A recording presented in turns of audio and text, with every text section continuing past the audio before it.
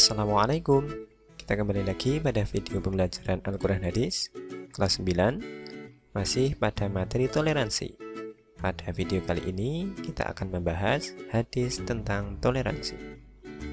Dalam kehidupan sehari-hari kita sering menjumpai berbagai berita dalam media sosial. Misalkan saja seperti ini. Kemudian ini dan ini. Dari berita-berita tersebut, benarkah Islam itu intoleran? Baik, mari kita simak penjelasannya melalui sebuah hadis yang disampaikan oleh Rasulullah Shallallahu Alaihi Wasallam. An Ibnu Abbasin qala qila li Rasulillahi Shallallahu Alaihi Wasallam ayyul adyani ahabbu ilallah qala al-hanifiyatus samhah. Yang artinya, dari Ibnu Abbas, ia berkata, ditanya kepada Rasulullah Shallallahu Alaihi Wasallam, agama manakah yang paling dicintai oleh Allah?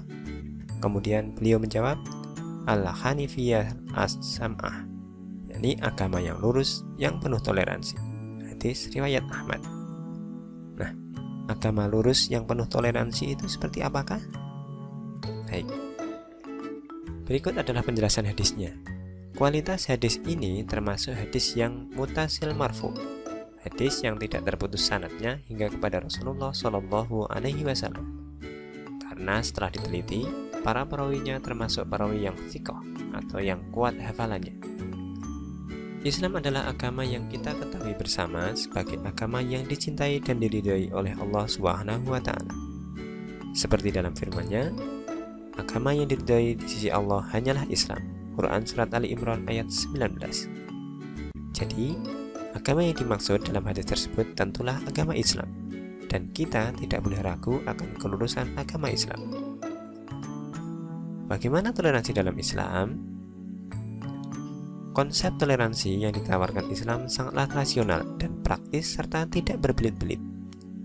Namun, dalam hubungannya dengan keyakinan atau akidah dan ibadah, Islam tidak mengenal kata kompromi. Lakum dinukum waliyadin. Ini berarti keyakinan umat Islam kepada Allah tidak sama dengan keyakinan para penganut agama lain terhadap Tuhan-Tuhan mereka. Demikian juga dengan tata cara ibadahnya. Bahkan Islam melarang penganutnya mencela Tuhan-Tuhan dalam agama manapun. Ini merupakan bentuk toleransi yang pertama, yakni tetap menghormati orang lain dalam hal keyakinannya. Kemudian yang kedua, kerjasama yang baik antara muslim dan non-muslim telah dibuktikan dan ditulis dalam sejarah agama Islam yang jelas. Nabi Muhammad SAW dan para sahabat melakukan interaksi sosial mereka atau muamalah dengan non-muslim, seperti Waraqah bin Naufal yang beragama Nasrani, Abdullah bin Salam yang sebelumnya beragama Yahudi. Bahkan Nabi sendiri pernah meminta suaka politik atau perlindungan politik dengan memerintahkan para sahabat untuk berhijrah meminta perlindungan kepada Raja Najasyi dari Habasyah yang sekarang Ethiopia yang dulu beragama Nasrani. Ini adalah bentuk toleransi yang kedua, yakni saling menjaga keamanan. Kemudian yang ketiga, diriwayatkan bahwa suatu ketika Asma binti Abu Bakar didatangi ibunya Qatilah yang masih kafir. Ia pun bertanya kepada Rasulullah, bolehkah saya berbuat baik kepadanya? Rasulullah menjawab, boleh. Kemudian turunlah ayat ke-8 surah Al-Mumtahanah, yaitu Allah tidak melarang kamu untuk berbuat baik dan berlaku adil terhadap orang-orang yang tiada memerangimu karena agama, dan tidak pula mengusir kamu dari negerimu. Sesungguhnya Allah menyukai orang-orang yang berlaku adil. Quran Surat Al-Mumtahanah ayat 8. Nah, ini merupakan bentuk toleransi yang ketiga, yakni berbuat baik dan adil kepada siapapun. Kesimpulannya, Islam merupakan agama yang toleran. Toleransi yang diajarkan oleh agama Islam adalah: pertama, saling menghormati dalam hal beribadah, namun tidak ikut dalam kegiatan ibadahnya.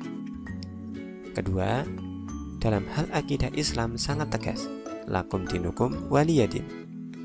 Yang ketiga, tidak boleh mengganggu atau meneror umat non-muslim selama mereka juga tidak mengganggu umat Islam. Yang keempat, Islam menyeru berlaku baik dan adil kepada semua umat manusia tanpa terkecuali. Tapi, kenapa kok umat Islam dituduh intoleran? Berikut adalah penjelasannya.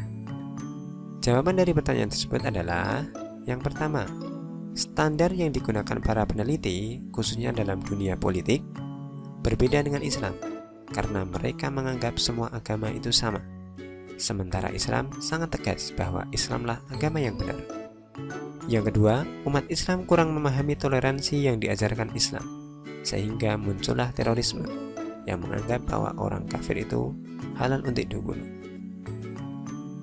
Yang ketiga, umat Islam mudah terpecah belah, sehingga mudah sekali dihasut dan diadu domba, baik sesama umat Islam sendiri maupun dengan non-muslim.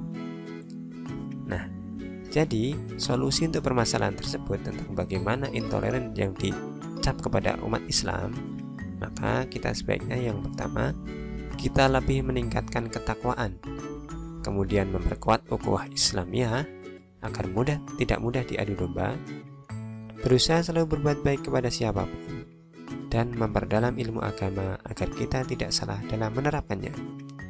Nah, itulah tadi tentang penjelasan hadis tentang toleransi. Jika ada pertanyaan, silakan kalian tulis di kolom komentar. Bila video ini bermanfaat, silakan kalian klik share. Dan untuk mendukung berkembangnya channel ini, silakan klik like dan subscribe. Kurang lebihnya mohon maaf. Semoga bermanfaat. Wassalamualaikum warahmatullahi wabarakatuh.